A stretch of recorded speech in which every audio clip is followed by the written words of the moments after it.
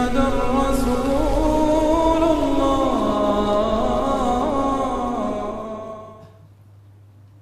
Bismillahirrahmanirrahim. Kitab Mukhtasar Sahih Bukhari buku surat 19. Qala al-mu'allif al-Imam Bukhari rahimahullah nafa'ana bihi bi 'ulumihi fid dharain amin Allahumma amin. Bab al-jihadu min al-iman. Jihad adalah bahagian dari iman. Wa anhu radhiyallahu anhu 'an Nabi sallallahu alaihi wa alihi wa sallam qala intataba Allah 'azza wa jalla liman kharaja fi sabilihi la yukhrijuhu illa imanun bi wa tasdiqun bi rusuli an urji'ahu bima nala min ajrin aw ghanimatin aw udkhilahu al-jannah ولولا أن أشق على أمتي ما قعدت خلف سرية ولوددت أني أقتل في سبيل الله ثم أحيا ثم أقتل ثم أحيا ثم أقتل. Diriwayatkan dari Abu Hurairah radhiyallahu anhu, Nabi Muhammad sallallahu alaihi wasallam pernah bersabda, Allah Azza wa Jalla mengangkat derajat orang yang berjihad di jalan Allah, dan ia melakukan hal itu, yakni berjihad semata-mata kerana beriman kepada Allah dan Rasulnya. Allah akan membalasnya dengan pahala atau rampasan perang bila dia hidup, atau syurga bila ia terbunuh dalam peperangan sebagai seorang syahid.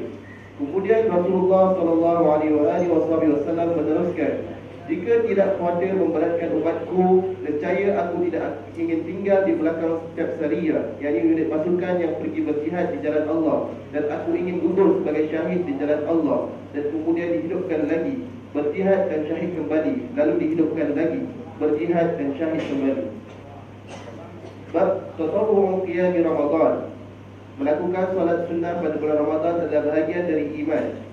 وعنه رضي الله عنه أن رسول الله صلى الله عليه وآله وسلم قال من قام رمضان إيمانا واحتسابا غفر له ما تقدم من ذنبه. Diriwayatkan dari Abu Hurairah radhiyallahu anhu, Rasulullah sallallahu alaihi wasallam pernah bersabda, siapapun yang mendirikan salat sunnah pada malam-malam bulan Ramadan dengan penuh keimanan dan mengharap ampunan Allah, Allah Subhanahu wa taala akan mengampuni dosa-dosanya di masa silam. Bab shaum Ramadan ihtisaban min al-iman. Melaksanakan puasa selama bulan Ramadan dengan penuh keimanan dan mengharap ampunan Allah adalah bagian dari iman. Wa anhu radhiyallahu anhu qala Rasulullah sallallahu alaihi wa alihi wasallam man shama Ramadan imanan wa ihtisaban ghufira lahu ma taqaddama min dhanbi.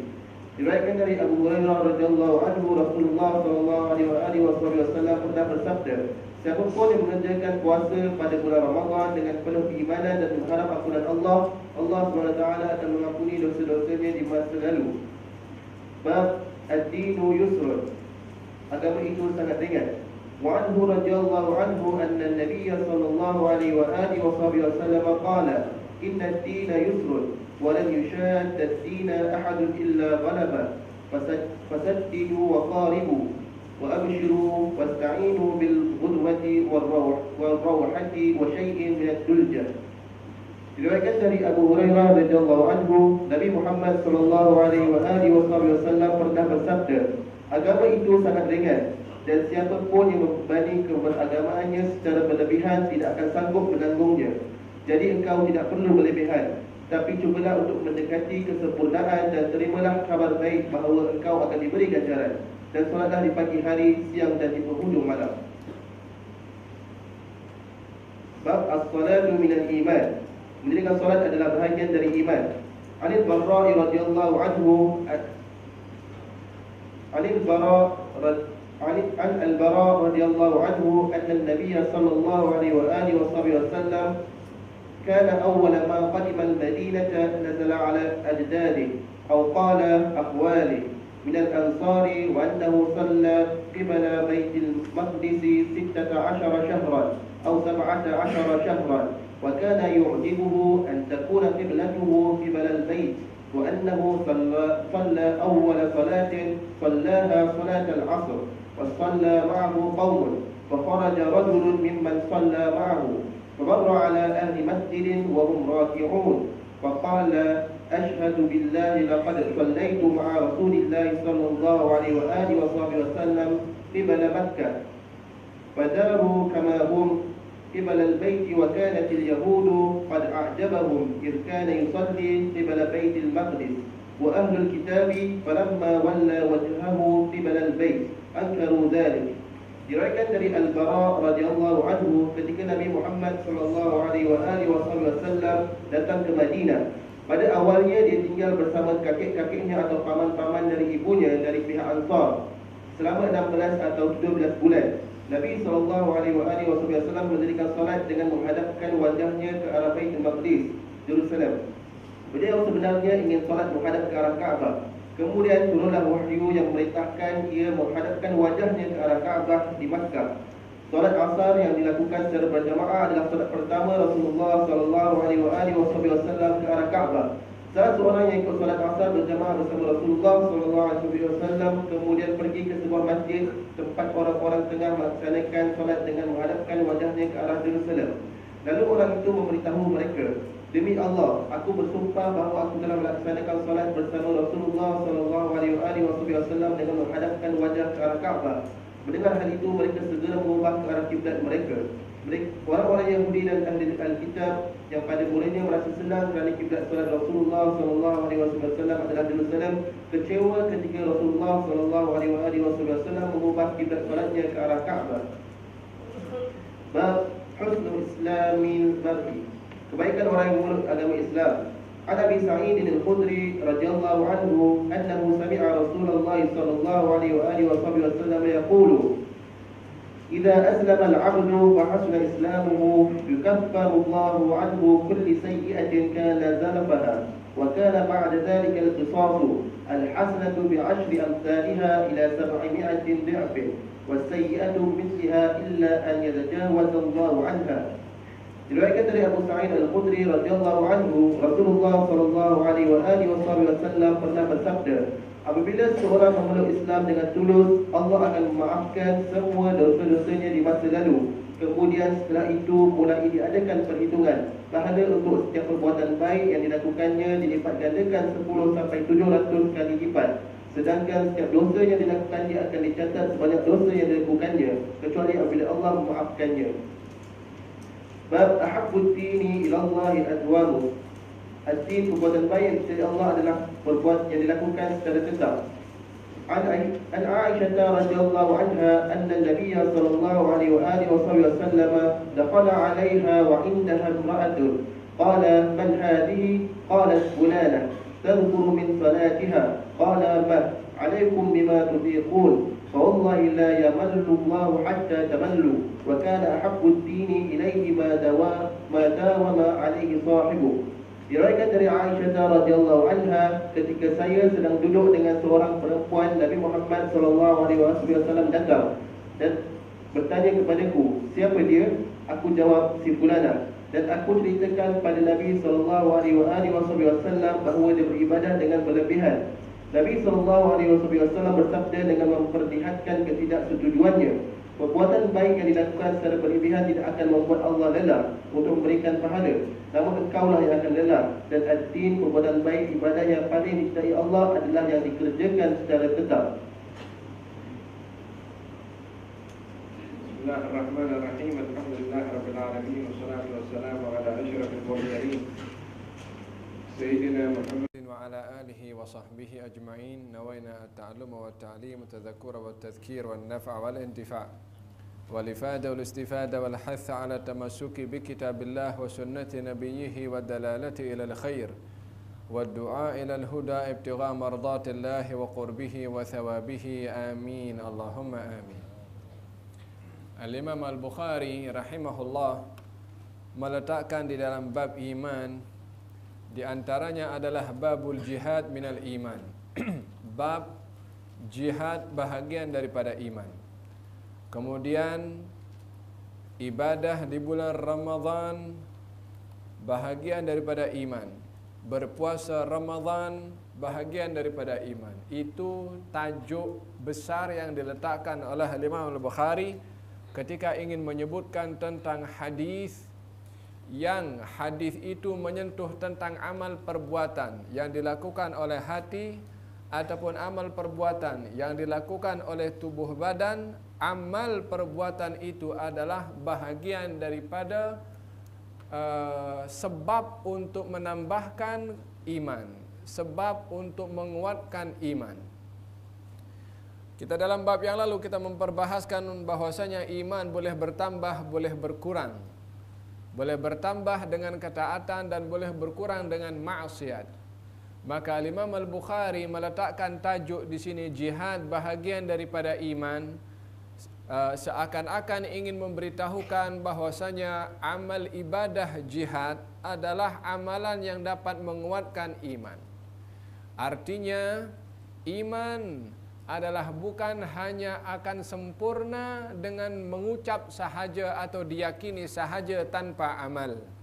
Ingin diberitahukan oleh Imam Al-Bukhari di sini pentingnya untuk menyertakan amal bersama dengan keyakinan. Memperbanyak ketaatan untuk menguatkan iman, dan amalan dengan dasar dan amalan ibadah taat itu adalah dikategorikan bahagian daripada iman. Kalau kita tanya bahwasanya apakah itu iman? Iman itu adalah percaya di dalam hati, mengungkap melalui lisan, percaya di dalam hati tiada Tuhan selain Allah Subhanahu wa taala. Mengungkap melalui lisan, terungkap melalui lisan dengan mengucap meyakini apa yang bersemadi di dalam hati diucapkan melalui lisan dan juga diterjemahkan melalui perbuatan. Ini adalah hakikat iman. Bila mana kurang daripada 3 perkara ini, keyakinan di dalam hati ada tapi tak ada dalam perbuatan, maka tak sempurna imannya. Bukan tak punya iman, tapi tak sempurna iman. Imannya ada tetapi tak sempurna. Bagaimanakah iman boleh sempurna? Dengan amal. Oleh kerana amal itu bahagian penyempurna daripada iman, maka Imam Al-Bukhari meletakkan jihad itu iman, puasa itu iman, kemudian salat sunnah di bulan Ramadan bahagian daripada iman, dan ini adalah menyentuh kepada amal-amal ibadah secara zahir. Dan juga bahagian daripada amal ibadah yang dapat menyempurnakan iman, amal ibadah batin atau amal ibadah hati. Apakah amal ibadah hati? Yaitu bila mana amal ibadah yang dilakukan oleh tubuh badan itu dilakukan dengan ikhlas, maka ikhlas itu yang merupakan kerja hati, amalan hati juga bahagian daripada al-iman. Oleh sebab itu dalam hadis ini dinyatakan, barang siapa yang dia solat qiyam di bulan Ramadan, yakni solat apa?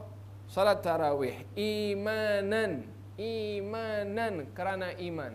Apa maknanya kerana iman? Ikhlas, kerana Allah Subhanahu wa taala.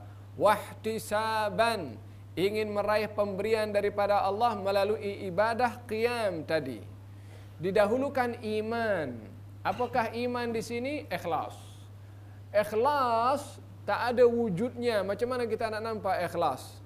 Itu adalah amalan hati, kerja hati.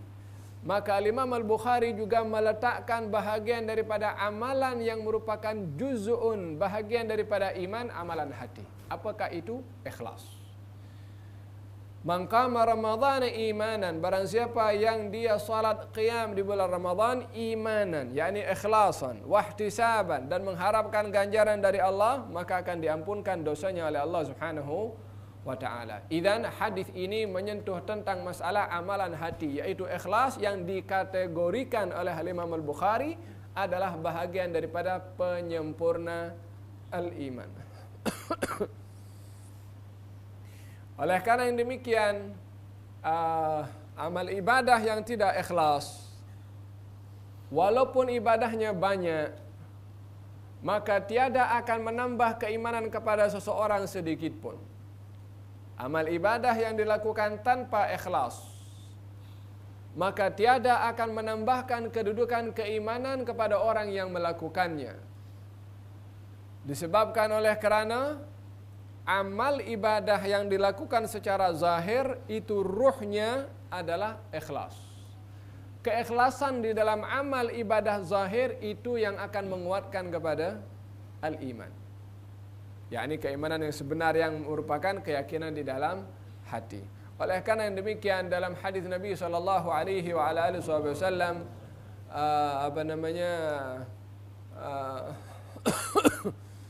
menceritakan tentang tiga golongan yang dia ahli dalam ibadah. Yang satu ibadahnya bersedekah atau dia suka memberi sedekah, kemudian yang satu berjihad, yang satu alim, yang satu membaca Al-Quran. Ketika datang kepada Allah Subhanahu wa taala, ditolak amal ibadah mereka oleh Allah, walaupun mengaji, walaupun mengajar, walaupun belajar, walaupun memberi sedekah, walaupun berjihad di jalan Allah, tetapi sunyi amal perbuatan itu daripada ikhlas kerana Allah Subhanahu wa taala, maka tidak mempengaruhi kedudukannya di sisi Allah. Amal itu tidak diterima oleh Allah Subhanahu wa taala. Idzan Al-Imam Al-Bukhari ingin menunjukkan kepada kita tentang amalan yang dapat membawa kepada kesempurnaan iman, merangkumi kepada amal zahir, merangkumi kepada amalan hati, yaitu al-ikhlas. Di antara amalan zahir yang dilakukan adalah al-jihad fi sabilillah. Qal kata dalam hadis ini, babul jihad minal iman, bab jihad bahagian daripada iman. Intadaballahu, Allah menjamin ganjaran yang besar kepada seseorang yang keluar di jalan Allah Subhanahu wa taala. Tidak keluar untuk berjihad kecuali imanan, ikhlasan karena Allah Subhanahu wa taala, wa tasdiqan birusuli, dan juga percaya dan yakin dengan rasul-rasul aku, kata Allah, ini hadits qudsi. Kemudian an urji'ahu, untuk saya mengembalikan orang tadi yang keluar daripada rumahnya untuk berjihad ke jalan Allah karena iman kepada Allah, percaya kepada Rasulullah, maka saya akan kembalikan dia daripada jihad itu. Satu, dengan ganjaran. Yang kedua, dengan harta rampasan perang. Atau yang ketiga adalah dengan dia dimasukkan syurga oleh Allah dalam golongan para asyuhada. Yani orang yang berjihad di jalan Allah Subhanahu wa taala, syaratnya iman. Ini diletakkan amal perbuatan jawarih, amal perbuatan tubuh badan dengan amalan yang halus, dengan amalan yang tak boleh tidak seseorang melainkan menghadirkan itu amalan di dalam amal ibadah taat apapun juga. Disebabkan oleh kerana amal perbuatan zahir ini orang lain boleh nampak, tapi perbuatan yang di dalam tak ada yang nampak kecuali Allah. Maka yang hanya dinampak oleh Allah, itulah yang dipandang pertama oleh Allah Subhanahu wa taala. Allah tidak mahu dikongsi di dalam pengetahuannya dengan sesiapapun daripada makhluk. Kalau amal ibadah secara zahir makhluk boleh nampak, Allah Subhanahu wa taala nampak yang lebih halus dan lebih dalam lagi, yang makhluk tak boleh berkongsi dengan Allah. Apakah itu? Niat ketika beramal, keikhlasan ketika beramal. Maka oleh kerana itu adalah hak milik Allah untuk memantaunya, dan tak seorang pun tahu apa yang diniatkan oleh orang yang beramal. Itu pertama yang dipandang oleh Allah Subhanahu wa taala. Innallaha la yanzuru ila suwarikum, Allah tak tengok kepada rupa kamu, wala ila ajsamikum, dan tubuh badan kamu, sehat, handsome, ganteng, cantik, apa saja. Ibadahnya sampai bagaimana, yang dipandang oleh Allah Subhanahu wa taala adalah imanan, keikhlasan itu. Oleh hadza datang seorang kepada Rasulullah sallallahu alaihi wasallam, nampak pada dahinya itu tanda hitam karena dia adalah banyak sujud. Pakaiannya itu adalah kain pelekatnya sampai kepada pertengahan betis, tanda kalau dia adalah zuhud di dunia. Keadaannya kusut masai adalah dia adalah mempunyai sifat qanaah, cukup dengan apa yang ada. Bahasa yang difaham oleh orang yang tengok kepada orang itu, zuhud, saleh, ahli ibadah, punya sifat qanaah. Itu bahasa terjemahan orang yang melihat kepada orang itu. Tetapi realitas kepada apa yang dinampak adalah bukan hakikat apa yang orang nampak, tetapi justru yang disimpan di dalam yang orang tak nampak. Apa itu? Ikhlasan di dalam hati.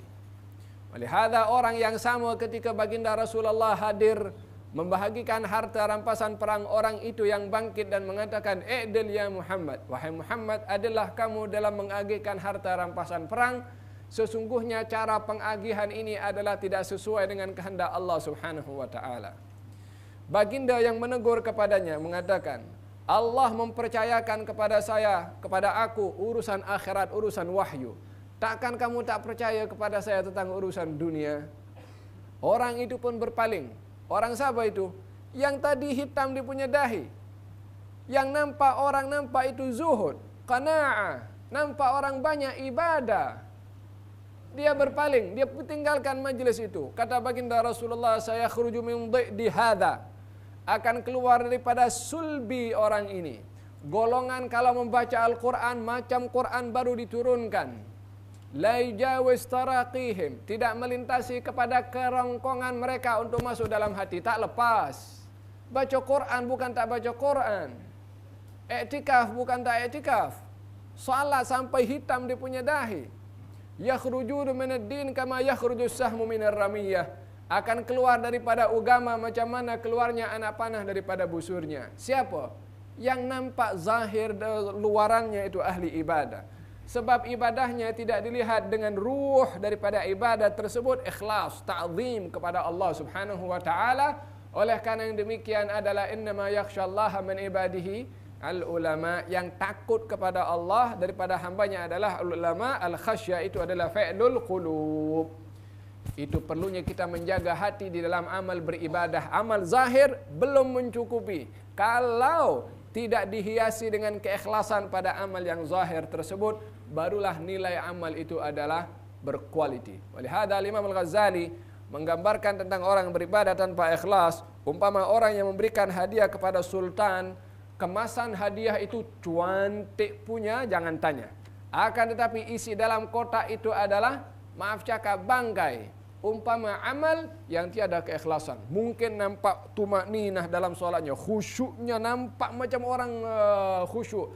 Tapi kalau tak ada keikhlasan di dalam beribadah kepada Allah, umpama bungkusan, bingkisan yang kemasnya cantik, akan tapi dalamnya adalah bangkai. Demikian orang beribadah tanpa keikhlasan kepada Allah Subhanahu wa taala. Oleh karena demikian, Imam Al-Bukhari meletakkan di sini pentingnya seseorang itu di dalam beramal, yang amal itu bahagian daripada iman, menyempurnakan iman, jangan sunyi amal itu daripada ikhlas. Jangan mimpi banyak amal yang kita buat tanpa ikhlas, amal itu akan mendatangkan manfaat kepada kita. La, Allah tak perlu kepada kita punya amal. Yang diperlukan oleh Allah keikhlasan di dalam beramal. La yanalallaha luhumuha wala dima'uha walakin yanaluhut taqwa minkum. La yanalallah. Ya Allah, Allah bagi dengan cop sudah dengan oleh Allah. La yanalallah. Selama-lamanya tak akan sampai kepada Allah. Apa? Luhumuha, daging sembelihan kamu, daging korban. Wala dima'uha, adapun darah yang jatuh daripada hayawan korban kamu. Daging yang disedekahkan, daging yang dimakankan kepada orang lain, darah itu sebelum jatuh ke tanah itu tak akan diterima, tak akan sampai kepada Allah. Ini contoh saja, bukan dalam korban saja. Allah sebutkan satu, maksudnya seluruh. Apa saja, korban ke, sedekah ke, salat ke, haji ke, apa saja yang kita buat daripada amal taat, la yanalallah, tak akan sampai kepada Allah. Lalu kita beramal kepada siapa kalau bukan kepada Allah? Bukankah kalau amal itu hanya sampainya kepada Allah, kita nakkan amal kita diterima? Sebab tak ada selain Allah yang boleh terima kita punya amal. Kalau ada yang lain kita boleh cari alternatif.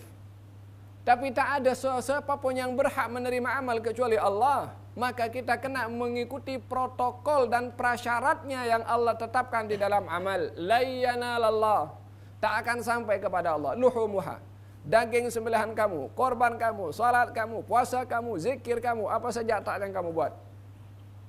Walakin yanaluhut taqwa minkum, tapi yang sampai kepada Allah ketakwaan kamu ketika beramal. Itu yang dinilai oleh Allah Subhanahu wa taala. Idzan Al-Imam Al-Bukhari menyentuh tentang amalan hati, yaitu berupa niat di dalam amal perbuatan taat, yang ianya adalah menjadikan amal itu sebab kuatnya kepada al-iman. Kata baginda Rasulullah SAW, maka aku berikan kepada dia dengan 3 ganjaran. Yang pertama, ganjaran taat dalam berjihad. Yang kedua, harta rampasan perang. Yang ketiga, dimasukkan syurga oleh Allah Subhanahu wa taala. Lalu baginda bersabda, kalau tidak memberatkan kepada umatku, maka aku tidak akan duduk di sebuah tempat, melainkan aku akan join dengan mana-mana grup syariah yang keluar untuk berjihad di jalan Allah, untuk aku berjihad bersama dengan mereka sehingga aku syahid, kemudian bangkitkan, aku syahid, kemudian bangkitkan, aku syahid, kemudian bangkitkan terus. Nak seperti itu kalau boleh, kata Nabi SAW, tujuannya adalah untuk membangkitkan semangat kepada kaum muslimin tentang kedudukan jihad di jalan Allah Subhanahu wa taala, yang cukup mencabar kepada orang-orang beriman, disebabkan yang dikorbankan adalah perkara yang amat berharga.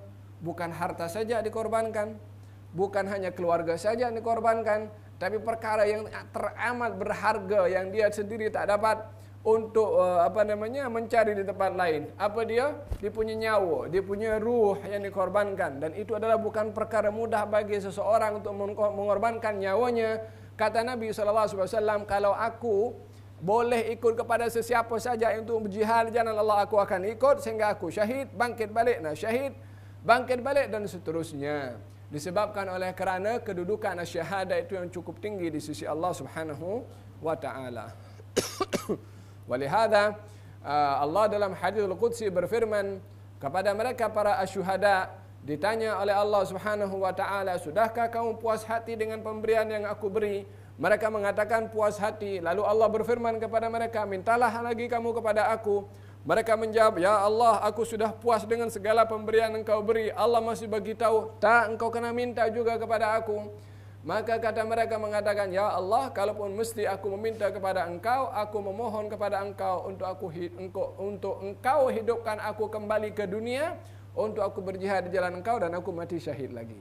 Itu permintaan mereka para asyuhada. Ini kedudukan yang cukup tinggi di sisi Allah Subhanahu wa taala golongan mereka para asyuhada, bila mana jihadnya didasari kerana Allah Subhanahu wa taala dan juga percaya kepada Allah sebutkan 2. Imanan bi, berjihad, iman karena aku, ikhlas. Wa tasdiqan bi rusuli, dan percaya kepada rasul-rasul aku. Kenapa Allah Subhanahu wa taala letakkan percaya kepada rasul? Bukankah tak cukup iman kepada Allah Subhanahu wa taala sudah memadai? Allah Subhanahu wa taala mahukan dasar iman kamu ketika kamu nak berjihad mesti selari dengan cara jihad mengikut konsep Rasul yang aku utus, bukan mengikut konsep keinginan kamu saja untuk berjihad. Keinginan kamu untuk berjihad belum memadai kalau tidak menepati dengan konsep Rasul. Allah sendiri yang bagi tahu dalam hadits Al-Qudsi ini, imanan bi, engkau berjihad dengan dasar iman kepada aku dan percaya kepada Rasul. Kenapa diletakkan percaya kepada Rasul? Supaya jihadnya selari dengan konsep ajaran Rasul. Karena ramai akan mungkin di zaman kita sekarang yang banyak terjadi konsep jihad yang tidak mengikut kepada konsep ajaran Nabi Muhammad SAW. Slogannya jihad, benderanya jihad, syiarnya jihad, tapi adakah itu benar selari dengan ajaran Nabi Muhammad SAW? Yang menjawab bukan mereka, tapi ulama yang menjawab. Karena bila mana fatwa diserahkan kepada sesiapa sahaja, maka agama ini jadi rojak nanti. Idza wusidal amru ila ghairi ahlihi fantadhiris sa'ah. Ini perkara penting, kalau diserahkan bukan kepada ahlinya, tunggu kehancurannya. Ini agama kalau dipandu oleh orang yang bukan ahlinya akan jadi hancur. Walihada perkara yang amat dikhawatiri oleh Nabi Muhammad, yang Nabi lebih khawatir daripada bahaya Dajjal adalah ulama usu. Yang lebih dikhawatir, ditakutkan oleh Nabi SAW. Lebih takutnya Nabi kepada bahaya Ad-Dajjal. Apa itu yang lebih ditakuti daripada bahaya Dajjal? Ulama usu. Orang-orang yang berpakaian agama, bercakap dengan lisan agama, dengan dalil-dalil agama, tapi tujuannya adalah untuk memenuhi hawa nafsu sahaja. maka yang demikian inilah yang menjadi kehancuran kepada agama Islam itu sendiri. Di dalam akhir kehidupan Nabi Muhammad sallallahu alaihi wasallam, beliau bermimpi, yang setelah bermimpi beliau tidak lagi ketawa setelah itu. Apakah mimpi Rasulullah pada akhir hayatnya? Beliau mimpi dalam akhir hayatnya adalah khinzir menaiki mimbar atau menaiki mimbar Nabi Muhammad sallallahu alaihi wasallam. Macam mana khinzir boleh menaiki mimbar? Simbol kepada ulama usu yang akan berlaku di umat Nabi Muhammad sallallahu alaihi wasallam, dan kehancuran ini adalah berada pada tangan orang-orang yang mempergunakan agama untuk kepentingan hawa nafsu mereka sendiri. Maka demikian baginda Rasulullah sallallahu alaihi wasallam, akhwafu ma akhafu alaikum ummati, yang lebih aku takutkan daripada kepada engkau wahai umatku yang lebih aku khawatir daripada bahaya Dajjal adalah al-munafiqu alimul lisan, orang yang pandai lisannya bercakap. Tetapi sumbernya ada, maksud dan tujuannya adalah untuk hawa nafsu. Idzan hadis ini adalah memberikan kepada kita beberapa perkara penting. Yang pertama, bahagian terpenting daripada amal ketaatan yang boleh menyempurnakan iman, hendaklah amal ketaatan itu disertai dengan keikhlasan. Baru amal taat itu sendiri boleh menjadi sebab kesempurnaan iman. Kalau tidak, maka tidak akan menjadi sebab kesempurnaan iman. Apakah yang menjadi sempurnanya iman? Ketaatan. Apakah yang menjadi kesempurnaan ketaatan? Al-ikhlas ketika taat. Baru taatnya itu benar, imannya akan sempurna dengan ketaatan tersebut. Ini pertama. Yang kedua, al-jihad bahagian daripada perkara yang besar kedudukannya di sisi Allah Subhanahu wa taala. Bila mana dilakukan dengan dua perkara. Iman kepada Allah, tujuannya dalam berjihad adalah ikhlas kerana Allah Subhanahu wa taala. Seorang sahabat Nabi ketika berjihad bersama dengan Rasulullah masuk ke medan perang, lalu dia gugur, maka kata sahabat mengatakan, hani'an lahul jannah, bertuahlah dia dengan syurga. Kata baginda Rasulullah, apa yang membuat kamu tahu kalau dia akan masuk syurga? Mungkin dia buat hal yang Nabi SAW bukan memperkecil kepada apa yang dilakukan oleh orang jihad, akan tetapi supaya seseorang itu tidak melihat dengan zahir ibadah tanpa memerhatikan apa yang tersimpan di dalam ketika beribadah walaupun termasuk jihad. Supaya mementingkan apa yang ada di dalam hati ketika beribadah, walaupun yang dikorbankan itu perkara yang amat berharga, yaitu nyawanya sendiri, jihad di jalan Allah Subhanahu wa ta'ala. Seseorang yang dia berjihad, kata baginda Rasulullah, orang mengatakan dia masuk hani'an lahul jannah, kata Nabi SAW, dia berada dalam neraka. Gal, macam mana ya Rasulullah? Coba pergi tengok sana. Gal, didapati orang itu yang masuk ke dalam tengah perang-perang musuh. Kemudian didapati orang itu ingin mengambil harta milik orang kafir. Setelah mendapatinya disimpan, lalu setelah itu dia kena pedang dan dia jatuh ke bawah. Dia tak larat menahan kesakitan, ambil pedangnya sendiri dan dia bunuh sendiri. Maka segalanya tidak boleh untuk diukur daripada zahir, dan ini adalah merupakan kunci kepada seseorang untuk tidak bangga dengan ibadah. Sebanyak mana yang kita lakukan ibadah tersebut, hendaklah memperhatikan kepada keikhlasan. Keikhlasan itu adalah rahasia yang tahu kita punya amal itu diterima oleh Allah atau tidak, hanya Allah Subhanahu wa ta'ala. Oleh sebab itu, bila mana kita beribadah, mintalah kabul kepada ibadah, karena kabul lain daripada apa yang menjadi tuntutan kepada ibadah. Kita punya ibadah sah, kabul, Allahu alam. Belum tentu ibadah yang sah dikabulkan oleh Allah Subhanahu wa taala. Oleh karena demikian Allah berfirman dalam kisah Habil dan Qabil, ketika salah satu ibadahnya diterima oleh Allah, yang satu tidak. Innama yataqabbalullahu minal muttaqin. Habil bersedekah, Qabil bersedekah. Ibadahnya Qabil tak diterima sedekahnya.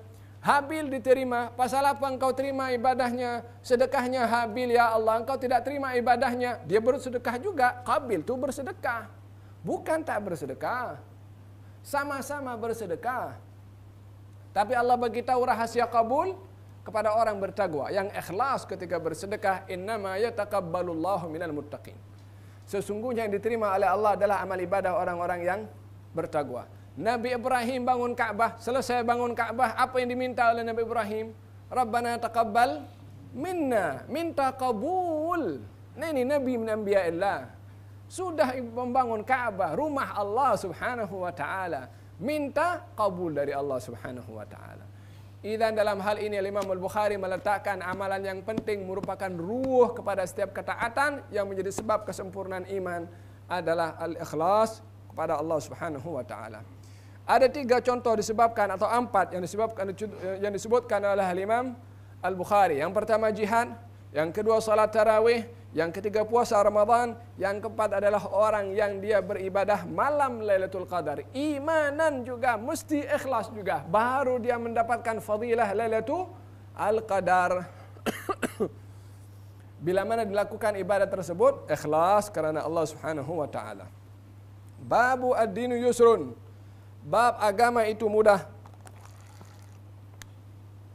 Anna Nabiya sallallahu alaihi wasallam qala, Rasulullah sallallahu alaihi wasallam bersabda, hadis diriwayatkan oleh Sayyidina Abu Hurairah, sesungguhnya agama ini mudah dan tidak dipersusah agama ini oleh seseorang, melainkan agama ini akan mengalahkan kepada orang yang bikin dirinya susah ketika beribadah. Maka hendaklah engkau saddidu, bersederhana di dalam beramal, waqaribu, mendekatkan kepada yang menghampirkan kamu kepada kesempurnaan, kalau tak boleh buat yang sempurna. Nanti saya bahas satu-satu. Wa abshiru, berilah kabar gembira dengan ganjaran kalau kita beramal. Wasta'inu, dan juga mintalah pertolongan. Ambillah sebab untuk kamu boleh kekal di dalam beramal. Melalui apa? Bil ghudwah, pagi, wal rawhah, petang, wa syai'in minad dulajah, dan minad dulja, dan sebahagian daripada malam. Hadis ini dimulakan oleh baginda Rasulullah, agama ini mudah. Agama mudah. Nabi memberikan warna kepada agama yang dibawa oleh beliau. Ketika diberitahukan agama ini mudah, ingin memberitahukan nak dibanding dengan agama sebelum aku, ini adalah yang lebih mudah. Jangan sekali-kali kamu menganggap susah dengan agama ini, dan bila mana dibandingkan dengan agama sebelum agama yang aku bawa, akan kamu lagi menghadapi kesusahan yang lebih. Bersyukurlah dengan agama yang aku bawa karena mudah. Di manakala tak mudahnya agama ini. Allah Subhanahu wa taala berfirman dalam Al-Qur'anul Karim, yuridullahu bikumul yusra wala yuridu bikum al-usra. Allah mahukan untuk kamu kemudahan, Allah tak mau menyusahkan. Yang pertama. Yang kedua, ma ja'alallahu alaikum minad dini min haraj. Allah tidak menjadikan untuk kamu agama yang berat bagi kamu. Yang ketiga, Allah Subhanahu wa taala berfirman ketika menceritakan tentang sifat Nabi Muhammad sallallahu alaihi wasallam, Allah berfirman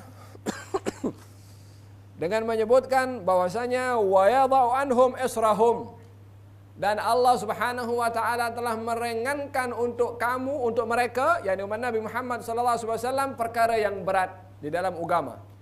Apakah perkara yang berat dalam agama yang diringankan dalam agama kita? Yang pertama, contohnya ya, ini contoh saja karena kita tidak dapat melihat secara keseluruhan syariat sebelum Nabi Muhammad SAW. Sebahagian saja yang diceritakan. Allah Subhanahu wa taala berfirman di dalam Al-Qur'an menceritakan tentang kisah Bani Israel yang derhaka kepada Allah Subhanahu wa taala. Allah Subhanahu wa taala memerintahkan kepada mereka untuk bertaubat. Macam mana cara mereka bertaubat? Faqtulu anfusakum. Hendaklah kamu saling membunuh satu kepada yang lain. Diturunkan al-ghamam oleh Allah Subhanahu wa taala. Diturunkan macam dhabab, macam awan yang mendung untuk menutupi Bani Israel. Supaya apa? Supaya mereka tak nampak siapa yang dibunuh. Mungkin anak bunuh ayah, ayah bunuh anak, supaya tak ada belas kasih, tak terhalang dengan perasaan kasih sayang. Kalau boleh nampak siapa yang dibunuh, Allah Subhanahu wa taala turunkan macam awan gelap, maka Allah Subhanahu wa taala perintahkan kepada mereka untuk membunuh satu dengan yang lain. Kalau kamu nak bertaubat, ini caranya bertaubat. Maka mereka pun saling membunuh sama sendiri untuk mendapatkan taubat dari Allah Subhanahu wa taala. Apa yang dikorbankan untuk mendapatkan taubat? Nyawanya. Kita macam mana untuk bertaubat kepada Allah Subhanahu wa taala? An-nadam, menyesal. Al-igla', berhenti daripada perbuatan dosa yang dilakukan. Wal azam, azam untuk tidak buat itu benda balik perbuatan dosa itu sendiri. Mana yang lebih ringan untuk mendapatkan taubat dari Allah Subhanahu wa taala? Daripada syarat zaman dulu dan syarat zaman kita sekarang. Bahkan lebih daripada itu, Allah Subhanahu wa taala beritahu, Allah buka pintu taubat di waktu pagi hari agar supaya orang bermaksiat malam bertaubat di pagi hari. Allah buka pintu taubat di malam hari supaya yang bermaksiat di siang hari bertaubat di malam hari. 24 jam pintu taubat Allah terbuka. Untuk siapa? Untuk umat yang agamanya diberi kemudahan oleh Allah Subhanahu wa taala. Dahulu, syariat zaman dahulu, kalau seseorang kainnya terkena najis maka tak boleh pakai. Atau dipotong. Cuci tak boleh. Zaman kita sekarang atau syariat kita sekarang ada kena najis pun cuci boleh pakai lagi bertahun-tahun. Zaman dahulu perkara yang bermain dalam hati dan fikiran akan diperhitungkan oleh Allah Subhanahu wa taala. Dan umat ini kata baginda Rasulullah, innallaha tajawaza an ummati. Allah memaafkan untuk umatku sahaja. Apa itu al-khata'? Perbuatan silap atau pelanggaran yang dilakukan dengan silap, wan nisyan, dan juga perbuatan salah yang dilakukan karena lupa, dimaafkan oleh Allah Subhanahu wa taala. Wa mustukrihu alaih, dan orang yang berbuat maksiat karena dipaksa tak dihisab oleh Allah Subhanahu wa taala. Allah, innallaha tajawaza an ummati. Allah Subhanahu wa taala memaafkan daripada umatku. Waswasat bihi nafsuh, apa yang bermain di dalam hatinya tak dikira oleh Allah Subhanahu wa taala sehingga terucap melalui perbuatan ataupun melalui lisan. Ini semua untuk umat Nabi Muhammad sallallahu alaihi wasallam. Andai kalau perkara ini termasuk daripada yang dikira oleh Allah Subhanahu wa taala, entah berapa jilid kita akan terima kitab yang banyak maksiat yang dilakukan oleh suara dalam hati ini, perbuatan silap, alpa, lupa dan lain sebagainya yang kita tak boleh lepas daripada sifat lupa. Ini agama seperti yang kemudahan yang saya sebutkan, sebahagian kecil daripada besarnya kemudahan yang diberikan oleh Allah untuk umat Nabi Muhammad sallallahu alaihi wasallam. Maka Nabi memberikan label kepada agama yang dibawa oleh beliau, ad-dinu yusrun. Agama ini mudah, jangan kamu mempersusah di dalam agama. Peliknya sebahagian orang ini yang diberi kemudahan di dalam agama tak puas hati dengan agama yang mudah, mempersusah diri. Walan yushaddad din, dan tak ada orang yang dia mempersusah untuk dirinya ketika beribadah di dalam agama, melainkan agama yang mudah itu akan mengalahkan orang itu untuk kembali kepada yang mudah dan tak akan mampu melakukan perkara yang susah. Yani orang yang mempersulit kepada agama, melampau di dalam agama, maka orang ini tidak akan mampu mengalahkan agama yang mudah, tetap akan dikembalikan kepada agama yang mudah, tak akan mampu mengalahkan agama yang mudah untuk dipersusah.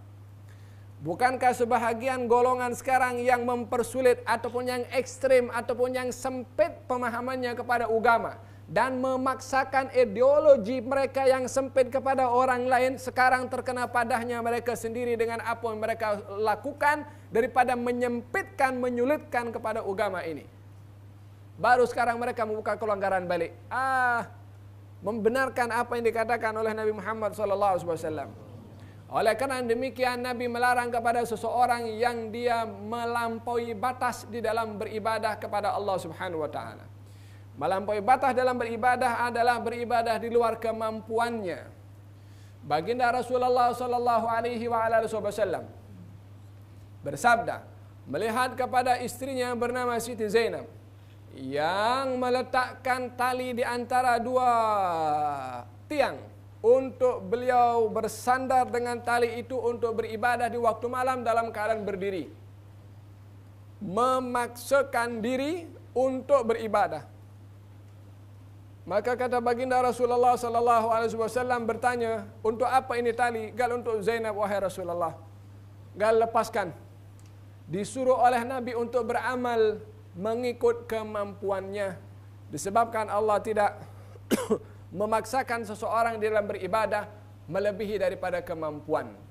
Di dalam hal ini, bukan yang dipersoal itu ibadah mana yang patut saya buat banyak. Tetapi yang dipersoal itu adalah bukan yang dipersoal tentang banyaknya ibadah, akan tetapi yang dipersoal sejauh mana saya mampu beribadah. Kalau kita nak melihat banyaknya ibadah, memang banyak sangat. Siapa yang boleh buat semua ibadah? Tapi tengok sejauh mana kita mampu untuk beribadah. Setakat itu yang mampu, itu yang dituntut untuk kita beribadah kepada Allah Subhanahu wa taala. Datang seorang badui kepada Rasulullah mengatakan, "Ya Rasulullah, ara'aita in shallaitul maktubat?" Wahai Rasulullah, apa pandangan engkau kalau aku salat yang wajib dan aku tinggalkan perkara yang haram? Wa ahlaltul halal wa sumtu Ramadan, aku berpuasa Ramadan. Wa ahlaltul halala wa haramtul haram, yang halal aku buat, yang haram aku tinggalkan. Aku masuk syurga? Apa dia kata? Aku buat salat, puasa, yang wajib aku buat. Yang halal okey, yang haram aku tak buat. Adakah kamu masuk syurga? Kata Nabi, "Na'am, ya kamu masuk syurga." Kata dia mengatakan, apa beliau kata? "Wallahi demi Allah aku tak akan tambahkan ibadah aku lebih daripada aku sebut tadi. Yang wajib saja aku buat." Apa kata Nabi sallallahu alaihi wasallam? Tak boleh. Macam tu. Kata baginda Rasulullah, "Qad aflaha wa abihi in sadaq." Demi Allah, dia akan betul-betul dapat apa yang dia minta kalau dia tunaikan apa yang dicakapkan tadi itu. Yang wajib kalau dibuat, yang haram ditinggalkan. Kalau tak buat yang lain, dia akan masuk syurga, kata Nabi sallallahu alaihi wasallam. Dan dalam hal ini tak boleh mengukur seseorang itu kalau ibadahnya lain dengan kita, kurang umpamanya dengan kita pandang rendah kepada orang itu. Masing-masing mempunyai bateri yang berbeza. Energizer dengan bateri yang lain berbeza. Dan di dalam beribadah ini adalah, memang kita tak boleh nak mengatakan cukup dengan apa yang ada. Tak, kita kena mesti tambahkan dalam beribadah, dan tak boleh kita merasa cukup dengan ibadah.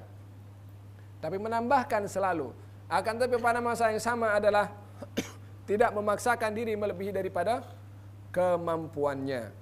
Maka baginda Rasulullah bersabda, ini agama mudah. Tak ada orang yang menyusahkan di dalam beramal dalam agama ini, melainkan agama yang mudah ini akan mengalahkan orang yang menyusahkan. Oleh karena demikian, al-fuqaha, ahli fiqh, sentiasa akan mencari kemudahan di dalam agama bila mana ada peluang untuk mengambil yang mudah. Al-fuqaha, bila mana bermusafir, dia nak qasar, dia nak jamak, walaupun tak letih, walaupun tak ada susah. Apa pasal? Allah bagi kemudahan. So kita nak ambil yang kemudahan yang Allah bagi, bukan disebabkan oleh kerana dia tak mampu untuk salat 4 rakaat, ataupun dia tak mampu untuk menyempurnakan puasanya dan lain sebagainya. Tapi dia nak ambil itu kemudahan Allah bagi. Tak ada sebab daripada dia nak jamak dan qasar, melainkan karena itu kemudahan yang Allah bagi. Ad-dini yusrun, agama ini mudah. Walihada orang-orang yang melampaui, kata baginda Rasulullah, halakal mutanatti'un, celaka orang yang melampau di dalam beribadah kepada Allah Subhanahu wa taala. Fahimtum hakada agama ini. Kata baginda Rasulullah sallallahu alaihi wasallam, ad-dinu yusrun, bu'ithtu bil hanifiyyati samhah. Saya diutus oleh Allah dengan agama yang benar dan agama yang mudah. Dan bila mana Nabi mendapati segolongan manusia yang menyusahkan di dalam beragama dan kesusahannya itu melibatkan kepada orang lain, Nabi akan menegur dengan sekeras-kerasnya. Mu'adz ibnu Jabal, yang dikategorikan sahabat terdekat kepada Nabi, orang yang dipuji oleh Nabi karena ilmunya dalam ilmu fiqh, Orang yang dipuji karena bacaan Qur'annya indah dan banyak hafal kepada Al-Quran. Menjadi imam di sebuah masjid ataupun di sebuah surau. Di dalam salatnya dia membaca surat yang panjang.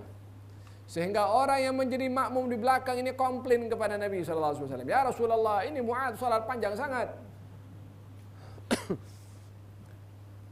Maka baginda Rasulullah SAW memanggil kepada Mu'adz. Kata baginda Rasulullah, afattanun anta ya Mu'adz? Adakah kamu ini pembawa fitnah wahai Mu'adz?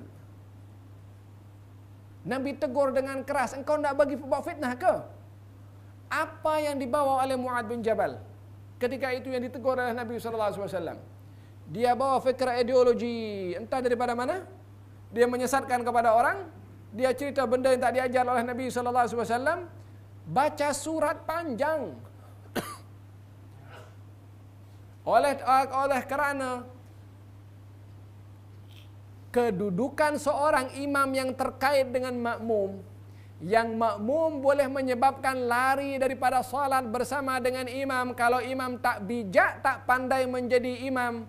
Disebabkan ketidakbijakan imam, orang itu akan lari daripada salat. Maka ini adalah perkara melibatkan kepada orang lain. Kalau satu kampung yang tak nak datang sebab perangai imam yang degil, walaupun imamnya nak tunjuk suaranya itu indah, walaupun imam nak tunjuk pelbagai macam qiraat yang dia hafal, salatnya terkait dengan makmum dan ini melibatkan kepada masyarakat umum.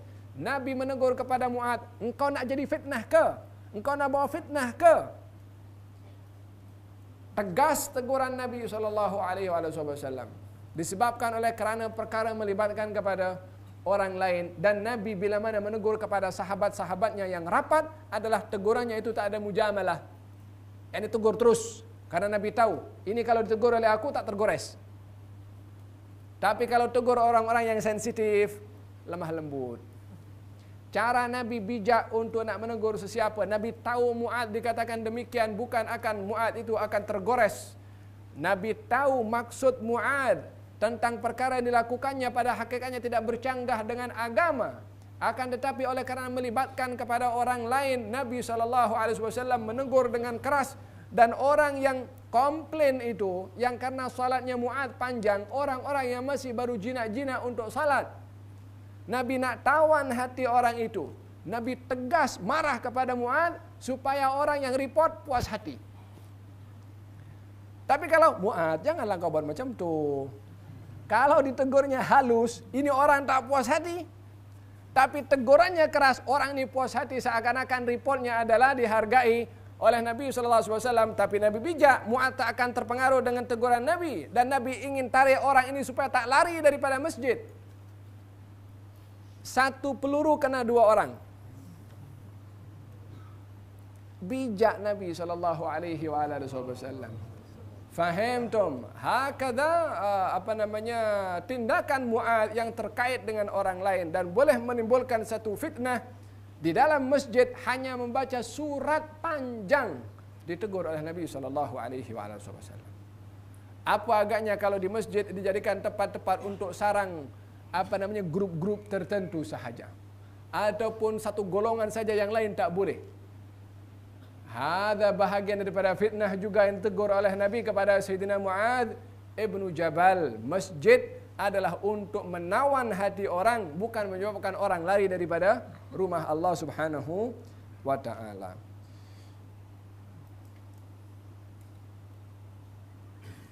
Maka baginda Rasulullah SAW bersabda, fasaddidu. Saddidu. Apakah saddidu? Hendaklah kamu bersederhana di dalam beramal. Yang kedua, yakni macam mana seseorang itu supaya tidak dikatakan melampau di dalam agama? Sederhana. Start daripada yang sederhana. Start daripada yang biasa nak beramal. Jangan cari yang susah di dalam beramal. Nanti kita akan tengok hadis yang berikutnya bagaimana contoh digambarkan oleh Nabi kepada Sayyidina Abdullah bin Amr bin Al-As. At-tawassaddidu, bersederhanalah kamu dalam beramal. Wa qaribu, dekatilah kesempurnaan di dalam amal kamu. Yakni, kalau kamu tak boleh ibadah sempurna, jangan tinggalkan amal ibadah yang tak sempurna itu. tapi hampirilah kepada amalan-amalan yang boleh menghampirkan kamu kepada kesempurnaan. Aku orang biasa, aku tak mampu, aku tak larat, aku okey kalau tak mampu solat qiyamul lail umpamanya nak solat sampai katalah dia nak solat 10 rakaat nak baca 1 juzuk tak mampu, setengah juzuk. Tak mampu setengah juzuk, okey baca secukupnya 2-3 muka surat. Tak mampu juga, kurangkan rakaat. Tak boleh nak buat sempurna tu, jangan tinggalkan semua. Ambil yang memudahkan supaya sampai kepada kesempurnaan. Faham tom? Di dalam kita umpamanya salat yang jumlah bilangannya banyak, kita tak mampu buat banyak. Jangan buat banyak, buat sikit. Tapi jangan komplain kalau buatnya banyak. Bila mana melakukan zikir kepada Allah Subhanahu wa taala, orang lain baca 1000 kali, kita tak mampu baca 500, tak mampu baca 100, tak mampu baca 50.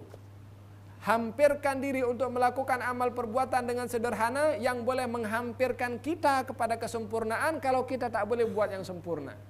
Ini makna qaribu. Dekatilah amal ibadah sampai kepada kesempurnaan. Walaupun bukan ibadah yang sempurna, hampirilah.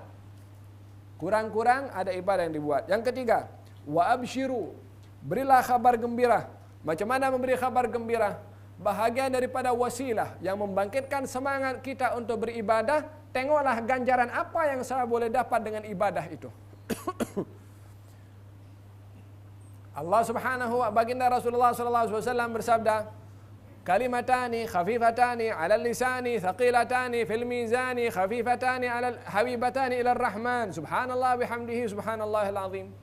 Dua kalimat mudah di lisan, berat di timbangan, disukai oleh yang Maha Pengasih, subhanallah bihamdihi subhanallahil azim. Jadi orang itu subhanallah bihamdihi subhanallahil azim, bayangan dia ini kalimat mudah di lisan, Allah suka dengan kalimat ini. So dia dirangsang untuk ketika beramal dengan ganjaran yang dia tahu ganjaran apa yang dia dapat. Makanya orang kalau berlumba itu bersaing pasal apa? Dia tahu ganjaran di sana besar. Demikian juga dalam beramal. Kenalilah ganjaran apa yang kita boleh dapat. Salat duha apa ganjarannya? Salat witir apa ganjarannya? Salat qabliyah ba'diyah apa ganjarannya? Berzikir berselawat apa ganjarannya? Ganjaran yang kita tahu itu yang membangkitkan semangat untuk kita beramal. Tapi kalau kita tak tahu, ikut saja orang buat, kita tak tahu, lama-lama kita berhenti. Tapi kalau kita tahu ganjaran apa yang kita dapat melalui amal, itu akan memanggil kepada kita untuk banyak beramal. Abshiru, berilah kabar gembira kepada diri kamu ketika beramal. Yang diri ini adalah diancam dengan hawa nafsu yang membawa kita kepada malas. Kalau kita malas, bagi tahu, ya nafs, wahai hawa nafsu, engkau buat ni ganjarannya besar. Bagi tahu kepada hawa nafsu beramal supaya dengan apa? Dengan diberitahukan apa ganjarannya. Sama juga dengan orang lain yang malas beramal. Beri kabar gembira. Jangan kamu tak beramal masuk neraka jahanam kamu. Dipanggang dalam neraka kamu. Allah, bagi kabar gembira dulu. Jangan bagi neraka, bagi syurga, bagi nikmat dulu. Hakadha konsep yang diajar oleh Nabi SAW. Basyiru wa la tunaffiru. Berilah kabar gembira, jangan bikin orang lain lari daripada engkau. Konsep yang tanfir terlebih dahulu, menakut-nakutkan kepada orang lain. Lama-lama orang itu fed up. Lama-lama orang itu takkan kejam macam ni. Allah Subhanahu wa taala tunjukkan rahmat Allah Subhanahu wa taala. Hakadha konsep diajar oleh Nabi SAW. Absyiru, beri kabar gembira. Orang yang malas ibadah, bagi tahu dulu apa fadilah ibadah itu. Lama-lama tak mampu dengan kabar gembira, baru beri peringatan. Jangan diancam dulu. Di dalam memberitahukan kepada orang lain kecuali dengan berita gembira. Kemudian wasta'inu, mintalah pertolongan kepada Allah Subhanahu wa ta'ala. Mintalah pertolongan. Minta pertolongan kepada apa? Melalui waktu pagi dan waktu petang. Yakni mintalah pertolongan di dalam beramal. Ini semua cara Nabi mengajarkan supaya seseorang sederhana di dalam beramal. Cara Nabi memberitahukan kepada seseorang supaya mahu beramal. Supaya tidak malas beramal. Pertama, sederhana. Jangan cari yang banyak-banyak. Sederhana. Yang kedua,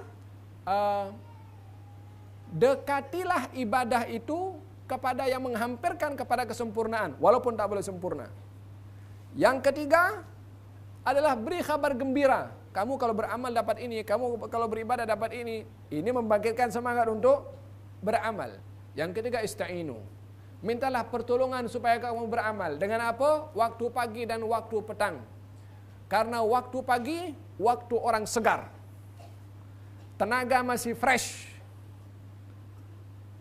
Waktu petang, sebab tengah hari orang itu rehat, bangun petang, fresh juga untuk beribadah kepada Allah Subhanahu Wa Taala.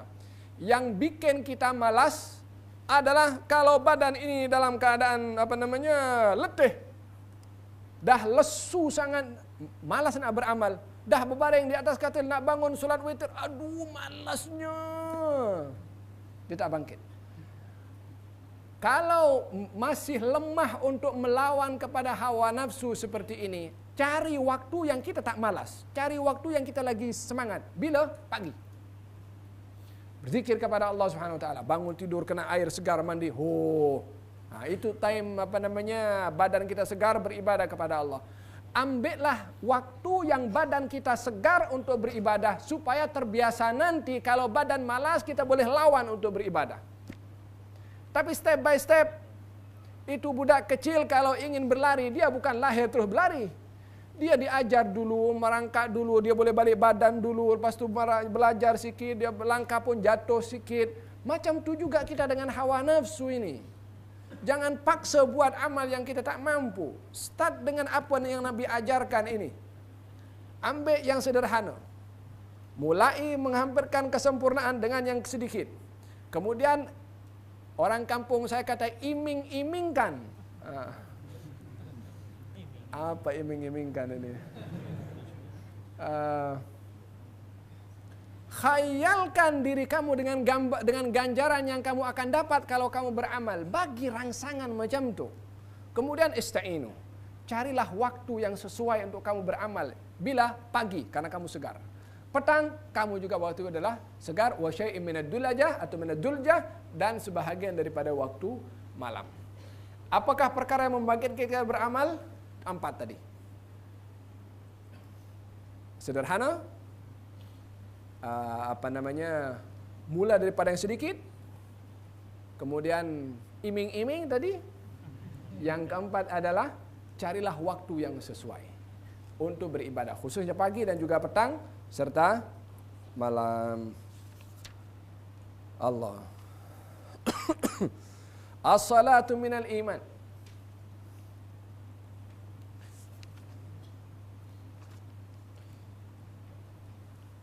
Jam berapa sekarang? As-salatu minal iman.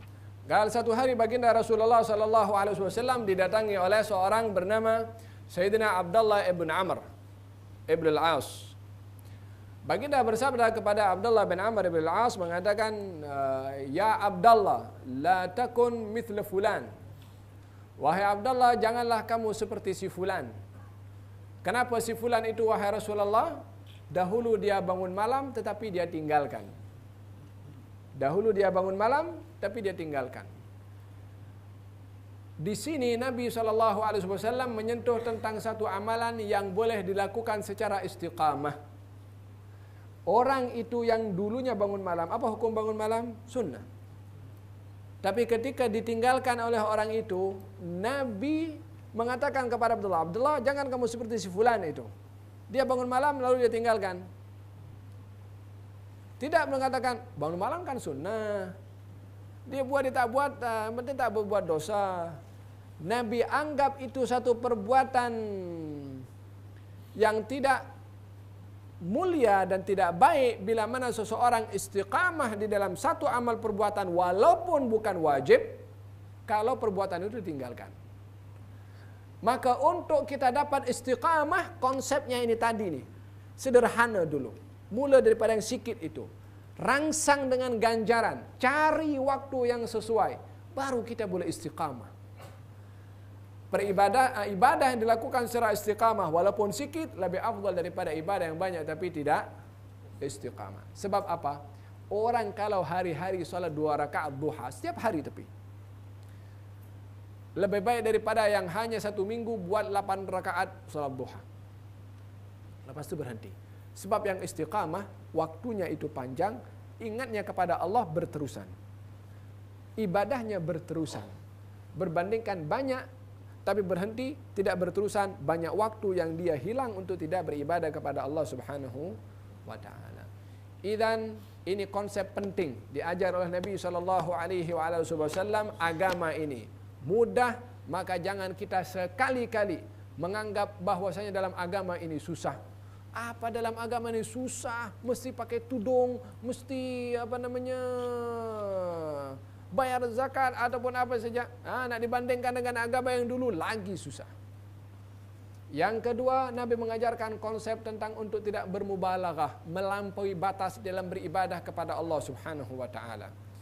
Kata Abdullah bin Amr bin As mengatakan, andai aku dengar nasihat Nabi supaya beribadah itu mengikut kemampuan sedikit demi sedikit, sehingga aku boleh merasakan nikmatnya dengar itu nasihat Nabi SAW. Kalau aku boleh nak kembali lagi dengar nasihat Nabi, lebih aku sukai daripada harta dan keluarga aku. Tapi tak boleh tinggalkan dah. Dinasihati oleh Nabi SAW, dia menganggap dirinya mampu juga. Akhirnya dia menyesal. Sebab tidak mahu mendengar nasihat Nabi. Apa nasihat Nabi? Buatlah ibadah secukupnya. Buatlah ibadah mengikut kemampuan kamu. Tapi bukan diukur ibadah itu dengan kemampuan kita. Ibadah jauh lebih tinggi, lebih banyak ibadah. Hanya kita tak boleh buat semua. Faham Tom? Allah, saya nak baca 4 hadis lagi, tapi waktu sudah ada 3 hadis lagi. InsyaAllah kita sambung kelas yang akan datang insyaAllah. Ya, ingat 4 konsep tadi. Saya ulangi sekali lagi. At-tawassut sederhana. Qaribu mulai dengan yang sedikit untuk sampai kepada yang sempurna. Rangsang ibadah itu untuk kita mendapat dengan apa? Dengan ganjaran yang kita boleh dapat, dan carilah waktu yang sesuai. Allahu a'lam. Gerak. Minhajul Abidin, buku surat 17. قال المؤلف الإمام الغزالي رحمه الله نفعنا به بعلومه في الدارين آمين اللهم آمين. Peringkat ilmu dan ma'rifat. Penyusun mulakan dengan seruan, wahai orang-orang yang ingin bebas dari segala mara bahaya dan yang ingin beribadat dengan benar, semoga Allah melimpahkan taufiknya kepada kita. Dengan itu, wajib ke atas kita membekalkan diri dengan ilmu. Ini kerana beribadat tanpa ilmu adalah sia-sia, kerana ilmu adalah punca kepada segala perbuatan. Perlu diketahui ilmu dan ibadat adalah 2 perkara yang saling berkait. Ini kerana pada dasarnya segala yang kita lihat, kita dengar dan kita pelajari adalah untuk ilmu dan ibadat. Kandungan firman Allah di bawah ini, Allahul ladzi khalaqa sab'a samawati wa minal ardi mithlahunna yatanazzalu al-amru bainahunna lita'lamu anna Allah 'ala kulli shay'in qadir wa anna Allah qad ahata bi kulli shay'in 'ilma. Allah yang menciptakan 7 petala langit dan Dia menciptakan bumi seperti itu. Perintah Allah berlaku terus-menerus di antara alam langit dan bumi. Berlakunya yang demikian supaya kamu mengetahui bahawa sesungguhnya Allah Maha Kuasa atas tiap-tiap sesuatu, dan bahawa sesungguhnya Allah tetap meliputi ilmunya akan tiap-tiap sesuatu. Surah Al-Talaq ayat 12. Dengan merenung keindahan langit dan bumi, diharapkan kita akan memperoleh ilmu darinya. Dengan menyimak ayat di atas, ia sudah cukup jelas untuk membuktikan bahawa ilmu itu mulia. Lebih-lebih lagi ilmu tauhid, kerana dengannya kita dapat mengenal Allah dan sifat-sifatnya. Tentukan pula firman Allah di bawah ini, وَمَا خَلَقْتُ الْجِنَّ وَالْإِنسَ إِلَّا لِيَعْبُدُونَ. Dan ingatlah, aku tidak menciptakan jin dan manusia melainkan untuk mereka menyembah dan beribadat kepadaku. Surah Al-Zariyat ayat 56. Perkara ini menunjukkan betapa mulianya ibadat, dan ayat di atas cukup membuktikan tentang kemuliaannya serta kewajipan untuk sentiasa menjalankan ibadat. Sungguh besar usia ilmu dan ibadat kepada kehidupan di dunia dan akhirat.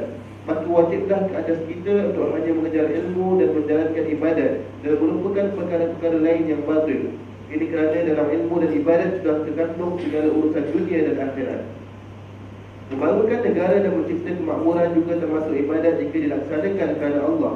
Jadi bersama ilmu dan ibadat kita dapat mencapai kebahagiaan dunia dengan kemajuan dunia yang sehat dan bukan yang menyesatkan, juga kebahagiaan di akhirat. Seharusnya kita memusatkan perhatian dan fikiran hanya untuk ibadat dan ilmu. Jika demikian kita akan menjadi kuat dan berhasil. Kerana berfikir selain untuk ibadat dan ilmu adalah batil dan sesat, serta hanya akan membawa kehancuran ke atas dunia ini. Kesimpulannya, tidak ada yang lebih baik dari ilmu dan ibadat. Sehubungan dengan kemuliaannya itu, Nabi SAW bersabda, Inna fadlal alimi ala al-abidi ka fadli ala adna rajulin min ummati. Kelebihan orang yang berilmu adalah orang yang menjalankan ibadat, ibarat kelebihanku adalah orang yang paling rendah di antara umatku. Hadis riwayat Al-Harith bin Abu Uzamah dari Abu Sa'id Al-Khudri, juga dari riwayat Tirmidzi dari Abu Umamah. Perhatikan pula sabda Rasulullah SAW yang berikut ini.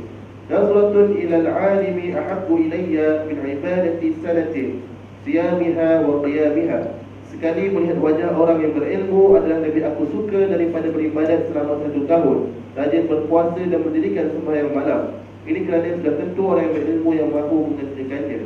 Sabda Rasulullah SAW yang lain, Ala adullukum ala ashrafi ahli al-jannati qalu bala ya Rasulullah qalahum ulama'u ummati. Adakah kalian tahu siapakah yang paling mulia di antara penghuni syurga? Para sahabat menjawab, bahkan kami ingin mengetahui perkara itu ya Rasulullah. Rasulullah menjawab, mereka adalah para ulama, orang-orang berilmu dan umatku. Ini sudah jelas bahawa ilmu itu ibarat permata dan lebih utama daripada ibadat. Namun demikian, kita tidak boleh meninggalkan ibadat, bahkan wajib beribadat dengan disertakan ilmu. Umpamanya sebuah pokok yang mana ilmu ibarat pohonnya dan ibadat ibarat buahnya. Maka jika kita beribadat tanpa dibekalkan dengan ilmu, ilmu tersebut akan lenyap bagaikan debu di tiup angin. Di sini jelas menunjukkan bahawa kedudukan pohon adalah lebih penting kerana pohon merupakan inti utama. Akan tetapi buah mempunyai fungsi yang tidak kurang juga pentingnya. Oleh kerana itu, kita harus memiliki kedua-duanya, iaitu ilmu dan ibadat. Sehubungan dengan itu, berkata Imam Al-Hasan Al-Basri, tuntutlah ilmu tanpa melalaikan ibadat, dan beribadatlah tanpa melalaikan tuntutan mencari ilmu. Kini keadaan menjadi semakin jelas bahawasanya manusia perlu memiliki ilmu dan beribadat. Di samping ilmu adalah yang paling utama. Ini kerana ilmu merupakan inti dan petunjuk dalam menjalankan ibadat. Jadi bagaimana kita hendak menjalankan ibadat jika tidak tahu caranya? Perhatikan sabda Rasulullah SAW, Al-ilmu imamul amalin wal amalu tabi'uhu. Ilmu adalah imam kepada amal dan amal adalah makmumnya. Alasan bahawa ilmu adalah inti atau asas yang perlu didahulukan ialah ibadat yang akan berhasil dan benar. Bukankah kita sepatutnya mengetahui siapa yang patut disembah sebelum kita menyembahnya? Apa akan jadi jika kita menyembah sedangkan yang kita sembah itu belum kita tahu asma' dan sifat-sifat zatnya, serta sifat wajib dan mustahil baginya? Ini kerana kadang-kadang seseorang menetapkan sesuatu yang tidak layak baginya, maka ibadat yang demikian itu akan sia-sia.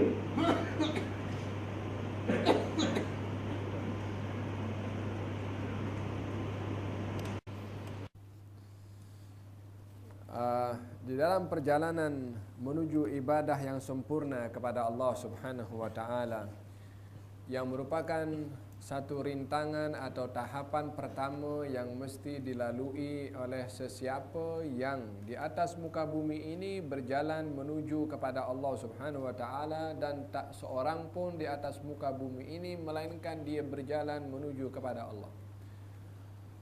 Hanya saja tidak semua daripada manusia yang ada di atas muka bumi ini menyedari matlamat daripada hidupnya dan perjalanannya menuju kepada Allah, dengan mengabaikan tuntutan untuk merealisasikan matlamat tersebut. Di dalam hidup ini manusia berjalan menuju kepada Allah Subhanahu wa taala, yakni untuk beribadah kepada Allah. Maka tiadalah mungkin seseorang boleh sampai di dalam beribadah kepada Allah melainkan dengan ilmu. Ini tahapan pertama, rintangan pertama yang mesti dilalui oleh seseorang di dalam berjalan menuju kepada Allah Subhanahu wa taala. Dan yang terutama sekali adalah ilmu at-tauhid. Ilmu tauhid adalah ilmu untuk kita mengenal kepada Allah Subhanahu wa taala. Di zaman para as-sahabah adalah ilmu tauhid sangat simple. Tidak ada rumit macam zaman kita sekarang. Tidak ada istilah tauhid rububiyah. Tidak ada istilah tauhid uluhiyah dan tidak ada istilah tauhidul asma was sifat. Yang ada tauhid di zaman as-sahabah iman kepada Allah. La ilaha illallah Muhammadar Rasulullah, mukmin kepada Allah Subhanahu wa taala.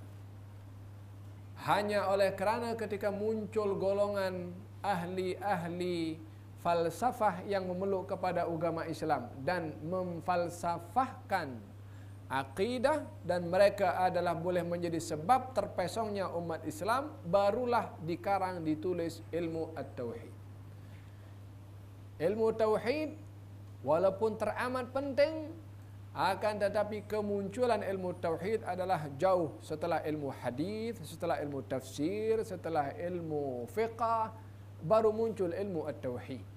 Walaupun kedudukan ilmu tauhid lebih penting daripada fiqh, lebih penting daripada hadis, lebih penting daripada tafsir, sebab itu ilmu menyentuh tentang keimanan. Tapi kenapa munculnya itu berada di akhir?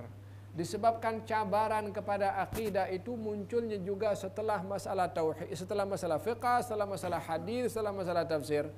Golongan orang-orang yang menggunakan otaknya untuk memfalsafahkan tentang keyakinan, sehingga ramai orang tergelincir meyakini Allah Subhanahu wa taala mengikut perspektif falsafah, maka diperbetulkan dengan golongan para ulama khususnya Asy'ariyah dengan ilmu at-tauhid, atau dengan digelari dengan ilmu tauhid ataupun ilmu al-kalam. Intipatinya adalah kenal kepada Allah Subhanahu wa taala. As-sahabah kenal kepada Allah Subhanahu wa taala melalui iman kepada Allah Subhanahu wa taala. Tidak ada memperbincangkan innallaha ala arsy istawa, Allah duduk di atas arsy. Tidak ada memperbincangkan mereka bahwasanya tentang wajah Allah, tangan Allah, kaki Allah, dan juga macam-macam yang dinisbahkan kepada Allah, sebab mereka meyakini kesempurnaan kepada Allah. Keyakinannya mutlak sempurna Allah. Allah tak sama dengan makhluknya dalam segala keadaan, dan tak memperbincangkan detail tentang masalah dalam Al-Quran, tangan Allah dan sebagainya. Sebab mereka yakin Tuhan, Tuhan. Allah. Zaman kita sekarang Allah pun dipersoal. Ditanya tangan Allah, Allah ada atas arsy macam mana? Allahu Allah. Yakinkan kepada Allah segala kesempurnaan dan tak ada kekurangan pada Allah, anda orang beriman. Walaupun anda tidak tahu apa maksud hakikat Allah di atas arsy, Allah di langit atau di bumi, tangan Allah di atas tangan mereka. Apakah arti tangan Allah yadullah fawqa aydihim? Artinya adalah yadullah fawqa aydihim. Tak boleh nak digambarkan dengan yang terlintas dalam fikiran manusia, tangan. Macam mana tangan itu? Idzan ini keimanan para as-sahabah radhiyallahu anhum wa ardhahum, bila mana menyentuh tentang ayat-ayat yang menunjukkan tentang zat Allah Subhanahu wa taala, mereka serahkan kepada Allah. Innallaha ala arsy istawa, terus dibaca macam tu, tak ada yang menyoal pun kepada Nabi sallallahu alaihi wasallam. Wa hakadha, mutlak keimanan seseorang itu adalah dalam ilmu ma'rifat atau ilmu tauhid adalah meyakini Allah itu suci daripada segala kekurangan. Dia orang beriman. Fahimtum? Walihada baginda akan menganggap kepada orang beriman di zaman itu dengan mengucap la ilaha illallah Muhammad Rasulullah. Iya kan? Itu orang yang membunuh kepada seorang kafir mengucap la ilaha illallah Muhammad Rasulullah. Kata Nabi, engkau bunuh dia setelah mengucap? Dia mengatakan, ya Rasulullah, dia takut dengan pedang aku. Engkau bunuh dia. Baru sekali je mengucap. Belum dipersoal uluhiyah wal rububiyah kepada orang itu. La ilaha illallah Muhammad Rasulullah. Dibunuh, dimarah oleh Nabi. Idhab la ghafarallahu lak. Engkau pergi sana, Allah tak akan ampunkan kepada engkau. Membunuh kepada orang sekali mengucap la ilaha illallah Muhammad Rasulullah. Zaman kita sekarang orang salat, pergi masjid, akidahnya tak betul itu. Bukan la ilaha illallah Muhammad Rasulullah, pergi salat, mengaji, baca Quran. Syirik. Karena satu masalah yang tak cocok dengan pandangannya. Ya salam. Nabi ini susah-susah kasih masuk orang Islam, orang zaman kita sekarang kasih keluar daripada Islam. La ilaha illallah Muhammad Rasulullah, mukmin.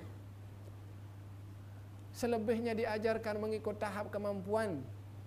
Hakadha pentingnya ilmu yang pertama adalah ilmu kita mengenali kepada Allah Subhanahu wa taala melalui ilmu at-tauhid. Apakah intipati daripada ilmu tauhid? Yakin Allah sempurna, suci daripada segala kekurangan.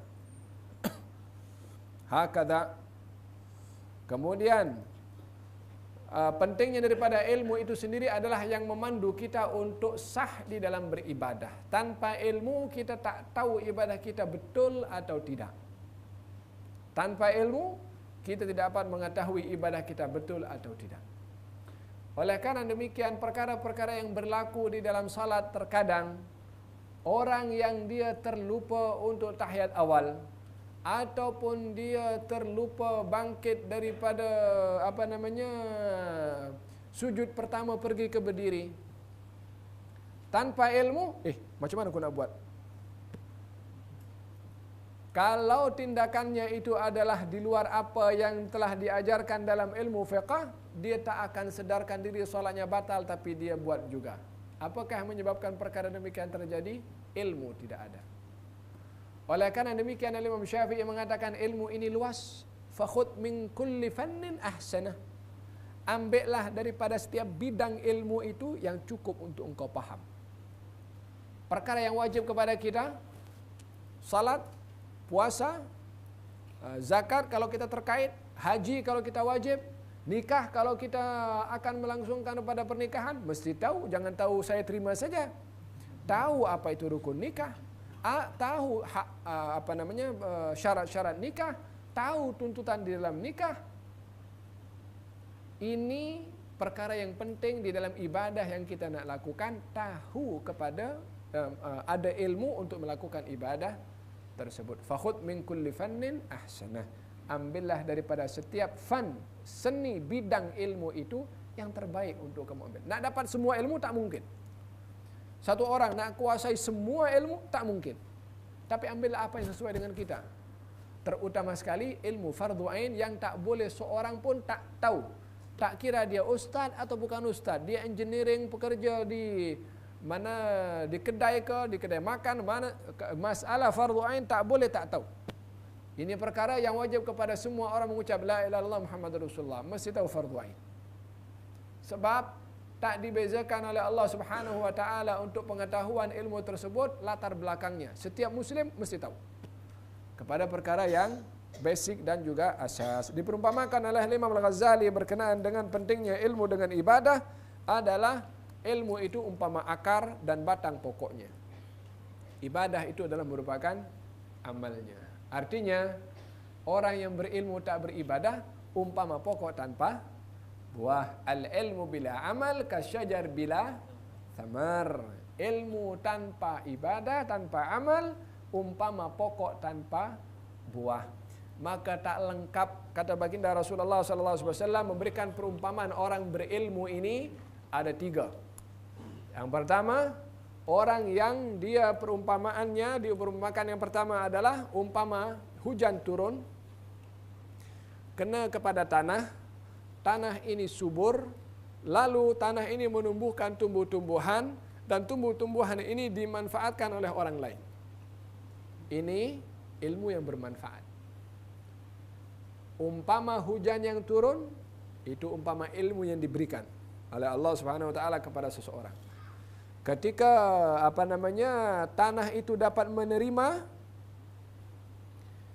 umpama adalah orang yang dapat ilmu dari Allah Subhanahu wa taala, dihayati ilmu itu untuk dirinya.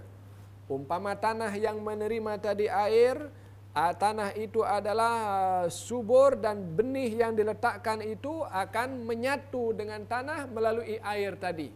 Umpama ilmu yang diberikan di hati seseorang itu bersemadi di dalam ilmu, di dalam hati orang yang mendapatkan ilmu, berkesan ilmu itu di dalam hatinya dan dia memanfaatkan kepada ilmu tersebut.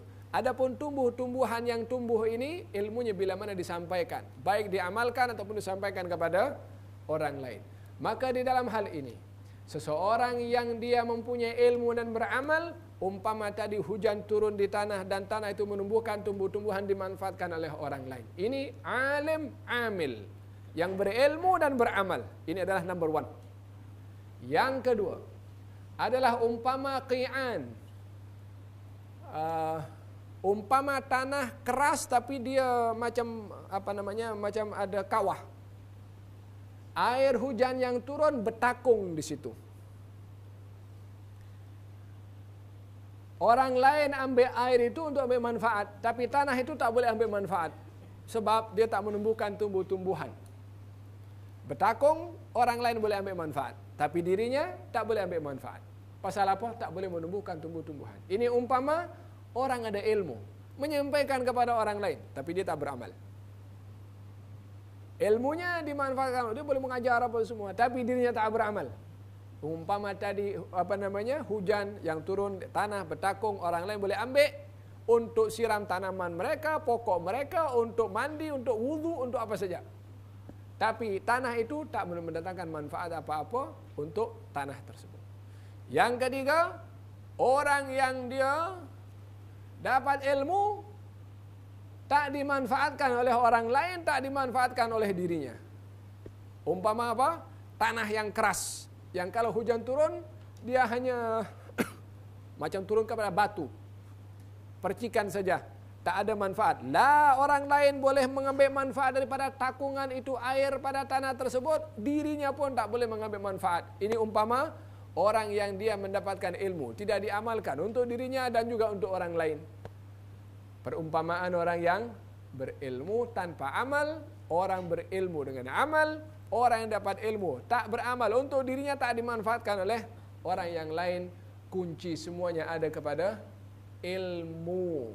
Kunci semuanya ada kepada ilmu. Majlis ilmu itu adalah majlis terbaik daripada majlis-majlis apa saja, sebab mengenalkan kita kepada urusan halal dan juga al-haram. Idzan, tahapan pertama yang dituntut oleh Imam Al-Ghazali untuk kita sempurna dalam ibadah, ilmu. Apa saja penglibatan kita dalam ibadah, kita kena mesti tahu ilmu dalam ibadah tersebut, supaya amal ibadah kita itu sah. Macam seseorang yang dia beribadah kepada Allah Subhanahu wa taala tetapi tidak tahu tentang tuntutannya, seperti orang yang dia pergi ke masjid, kemudian dia mengatakan bahwasanya orang pergi ke masjid, dia membawa tikus dan dia membawa pisau. Tikus dan juga pisau. Pasal apa?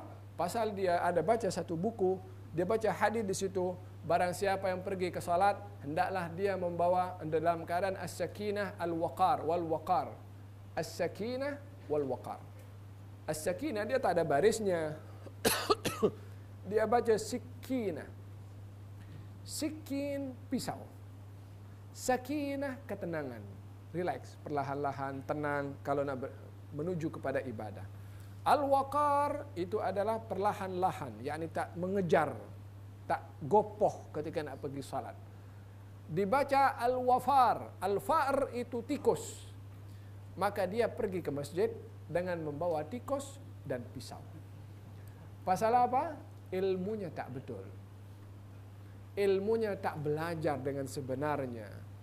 Berapa ramai daripada orang yang tak memahami tentang ilmu dalam ibadah yang mereka lakukan, yang pada akhirnya ibadahnya itu adalah akan menjadi haba'an manthura, yakni akan menjadi amal yang sia-sia waliyadu billah. Idzan, perkaya diri kita dengan ilmu, maka ibadah kita akan terbimbing. Moga-moga Allah Subhanahu wa taala memberikan kepada kita ilmu yang bermanfaat, insya-Allah, dijadikan oleh Allah dalam golongan yang pertama tadi perumpamaannya oleh Nabi SAW, umpama tanah yang dapat air menyerap dan boleh menumbuhkan tumbuh-tumbuhan. Mudah-mudahan Allah curahkan kepada hati kita ilmu bermanfaat, menyatu dengan hati dan sanubari, azam untuk beramal dan dimanfaatkan untuk oleh orang lain juga, insya-Allah. Amin. Allahumma amin. Allahumma salli wa sallim ala sayyidina Muhammadin wa ala ali sayyidina Muhammad. Nazim hafat alayna min himad Mustafa. Nazim fiha hana fiha dawa wa shifa.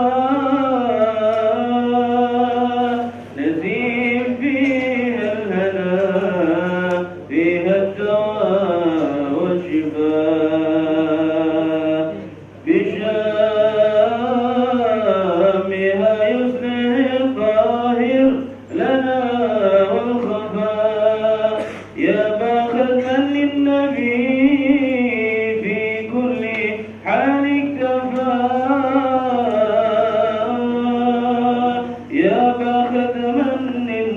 النبي